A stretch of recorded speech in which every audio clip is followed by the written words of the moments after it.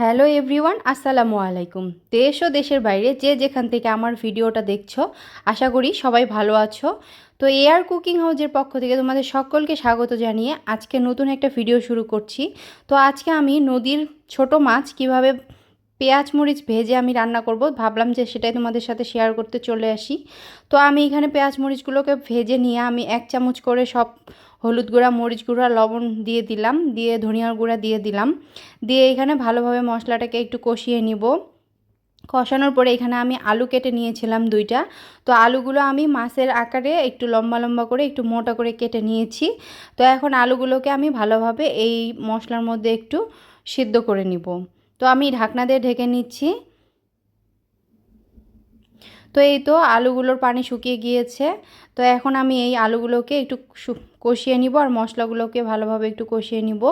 তো এই তো আর এখানে আমি একটু ফ্রিজে আমি মটরশুঁটি ডিপ করে রেখেছিলাম। তো এই মটরশুঁটিটা আমি এখানে দিয়ে দিলাম। তো মটরশুঁটিটা কিন্তু আমার সিদ্ধ করে আমি ফ্রিজে রেখেছিলাম। তো আমি এখানে একটু পানি দিয়ে দিচ্ছি, এখানে লেগে যাচ্ছে যার কারণে আমি একটু পানি দিয়ে দিলাম, দিয়ে আমি ভালোভাবে মটরশুঁটি আর আলুটাকে কষিয়ে নিব। তো আলুটা আমার প্রায় অনেকটা সিদ্ধ হয়ে গিয়েছে। তো এই তো প্রায় পানিটা শুকিয়ে গিয়েছে বন্ধুরা।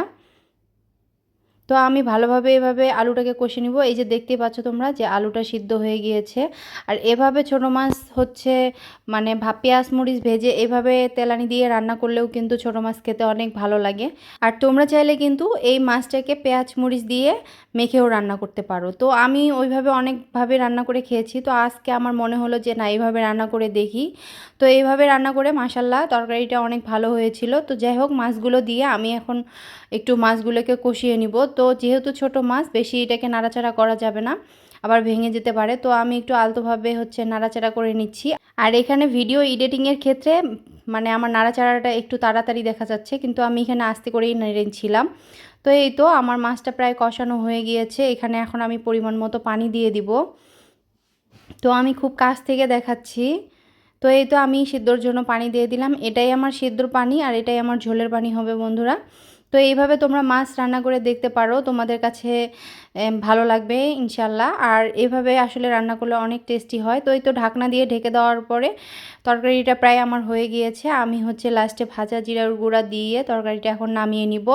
তো এই তো আমার রান্নাটা প্রায় হয়ে গিয়েছে। দেখতে পাচ্ছ বন্ধুরা কতটা লোভনীয় আর কতটা ইয়ামি হয়েছে। তোমাদের কাছে যদি ভিডিওটা ভালো লেগে থাকে প্লিজ লাইক কমেন্ট শেয়ার করো। আর আমার ইউটিউব চ্যানেল থেকে যারা আমার ভিডিওটা দেখছো, আমার চ্যানেলটা সাবস্ক্রাইব করে রেখো। আর যারা আমার পেজ থেকে আমার ভিডিওগুলো দেখছো, প্লিজ আমার পেজটা ফলো দিয়ে নতুন নতুন ভিডিও পাওয়ার জন্য থেকো আমার পাশে।